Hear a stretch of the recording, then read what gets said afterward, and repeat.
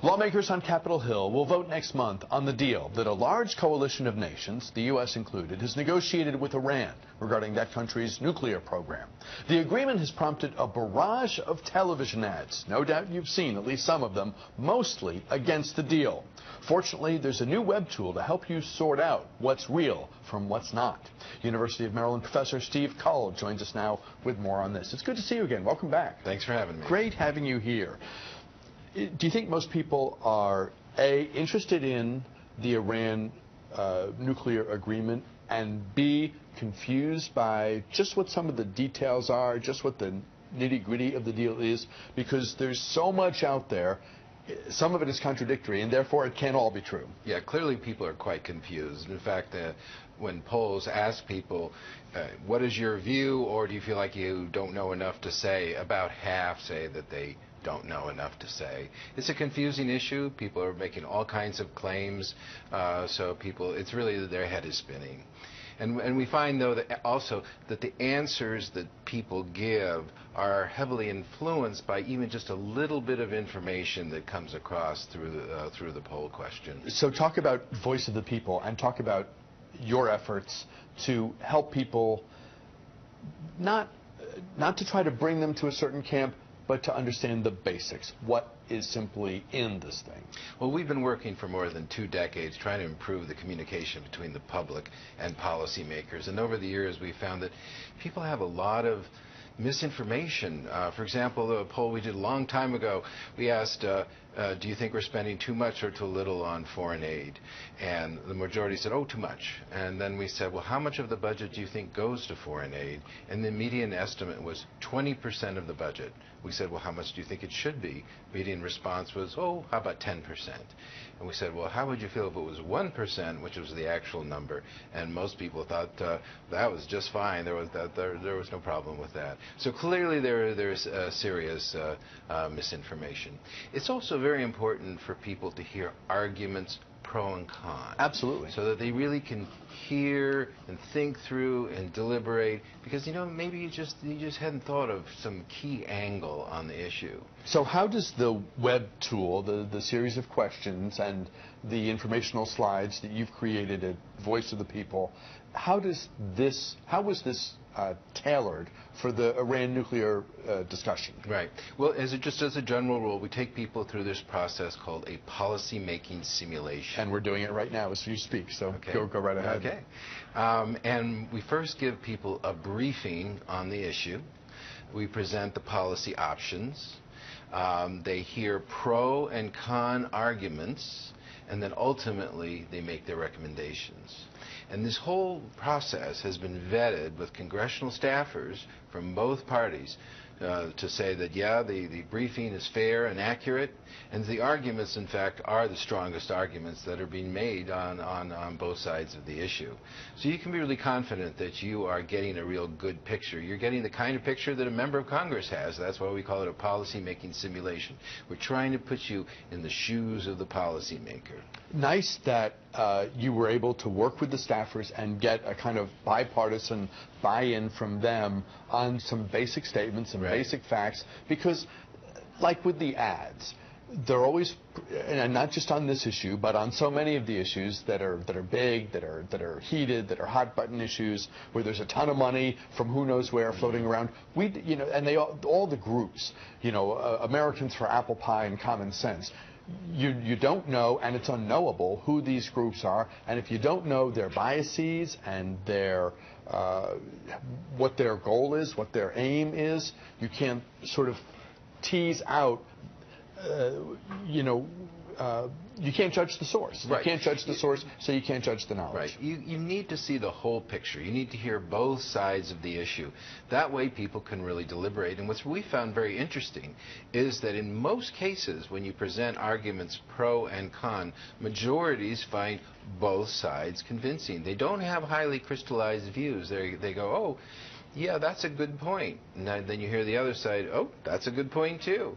Oh, yep, that needs to be taken into account. So they go back and forth, and then in the end we say, okay, now you need to make your final judgment, your final recommendation. And you know, it's sometimes when you look at how they respond to the arguments, it's going to be hard to tell how they're going to what they're going to judge in the end is to be the best decision. Backers of the Iran deal are pressing folks on the other side to say, if you don't like this, what's the alternative? Right. If we're not going to negotiate, if we're not going to try and arrive at a deal and then enforce that deal, what's your plan? And that's what we explore here. We look at what the alternative is. And the primary alternative that has been proposed has been ramp up sanctions, put greater pressure on Iran to completely give up its uranium enrichment program. That's the core argument. And that's complicated because it means us putting sanctions on other countries that are dealing with Iran, because we've already cut off our trade. So that there are political complications, and people need to understand those ins and outs, and they do as they go through this process. There are problems in the deal too. There are vulnerabilities in the deal, and so that makes and people need to hear about those as well before they come to their final conclusion. A lot of the ads, and they're at near saturation level, depending on what channels you're watching and at what time of day you're watching, but the ads are out there in significant number. They're hammering this idea that the regime in Tehran has proven they can't be trusted. Why would you embark on a deal? Why would you accept an arrangement where trust is is baked into the cake? Yeah. Well, see, those kinds of interventions are trying to elicit fear, not necessarily reasoning. The founder said it is the reason of the people that should govern, not emotions, not passions. But who you're dealing with should inform, and their history should, I think, is fairly germane. Absolutely. It's not to say that it sways the argument independent of everything else. But I don't think it would be wise to disregard it entirely. It's got to be in the mix. Right, and we inform them about how Iran has violated agreements in the past, what those vulnerabilities are, and we also consider what the nature of the inspection regime is. The whole idea is that there will be these intrusive inspections, so that the program can be closely monitored.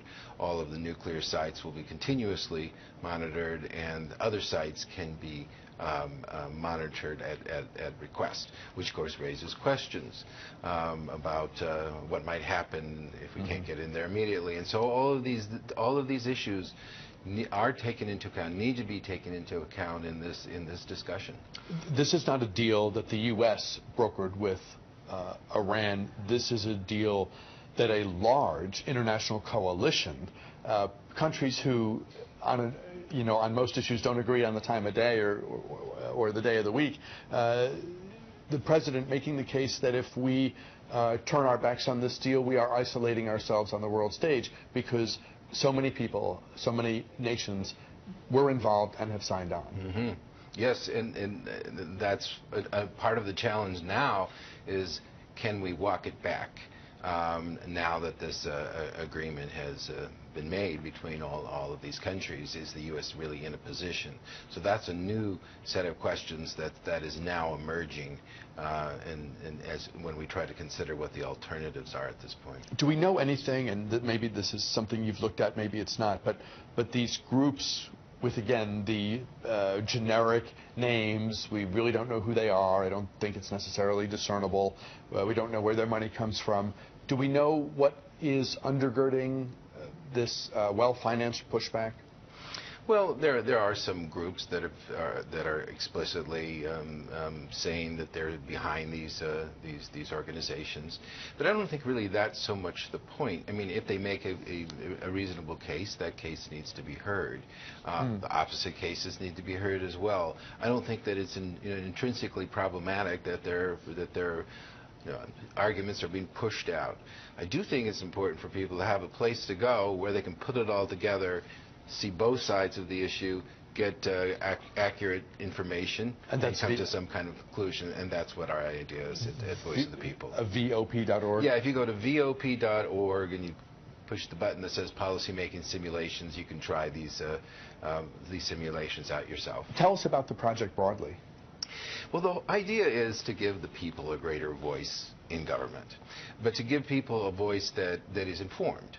So we get a representative sample of Americans in specific states and districts. We have one in Virginia and Maryland and Oklahoma, as well as nationwide. We call these citizen cabinets. And these people agree to go through these processes regularly. So it's a representative sample just like you would have in every survey. And they go through these processes, these policy-making simulations. These are aggregated, and then these views are communicated to their members of Congress so the members can know really what their constituents feel on these issues. And as we always hear, lawmakers tend to perk up and take notice disproportionately on the issues where people are making their voice heard. So for folks who think their voice doesn't matter, they should think again. Right. Well, the beauty of the policy-making simulations is that anybody and everybody can go online and formulate their conclusions and send them off to their member. There's also a scientifically selected sample, a citizen cabinet, that's representative that goes through the process as well. Professor Steve Kull of the University of Maryland. Good to see you again. Thanks very much for your time. The timing for this discussion is good because, as we mentioned at the outset, lawmakers come back, vote on this issue early in September. Thanks again very much for your time. You're welcome. We're back with more News Talk right after this.